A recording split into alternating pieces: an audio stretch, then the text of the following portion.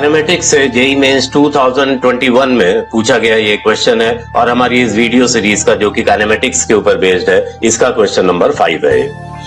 A car accelerates from rest at a constant rate alpha for some time, after which it deaccelerates at a constant rate beta to come to rest. If the total time elapsed is t seconds, the total distance traveled is.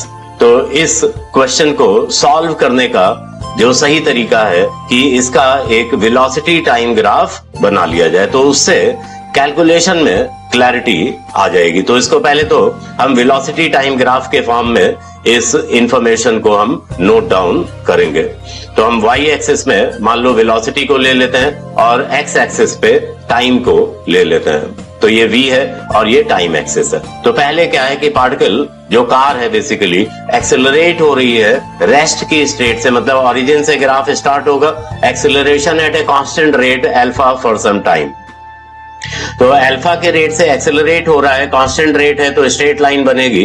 तो मान लो ये time t1 तक accelerate होता है और maximum जो एक velocity attain कर लेता है उसकी वैल्यू चलो हम अज्यूम कर लेते हैं v0, ठीक है। और वीटी ग्राफ के ऊपर जो एक्सेलरेशन की इंफॉर्मेशन यहाँ पे लिख दिया करो ऐसे अल्फा, मतलब ये अल्फा जो है एक्सेलरेशन है इस ड्यूरेशन में, जो कि वीटी ग्राफ में क्या होता है स्लोप ऑफ द ग्राफ। मान लो कि ये वाला एंगल जो है थीटा है, तो टैन थीटा की जो वैल्यू है वो अल्फा के बराबर होगी। तो ये इंफॉर्मेशन आपको पता होनी चाहिए। इसके बाद जो है ये बीटा के रेट से डी एक्सेलरेट होता है और फाइनली रुक जाता है। टोटल टाइम इलैप्स जो है वो टी के बराबर दिया हुआ है। तो इस तरह से यहां पर जो स्लोप है वो बीटा है, मतलब ये वाला एंगल अगर हम बोले चलो फाई है तो टैन फाई की वैल्यू जो है बीटा के बराबर होगी।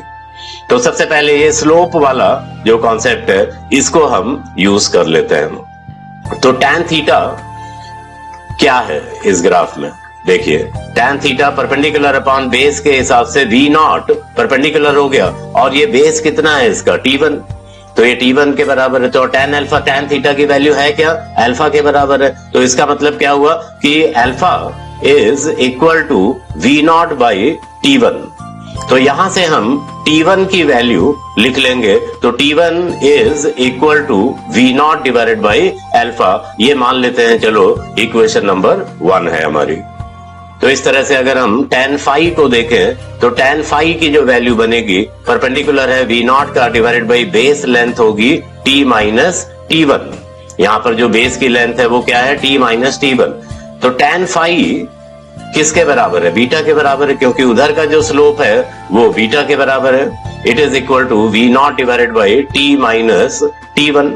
तो यहां से t माइनस t1 की जो वैल्यू है वो हम लिख सकते हैं t minus t1 is equal to v0 divided by beta. ये हमारी चलो इक्वेशन नंबर 2 आ गई।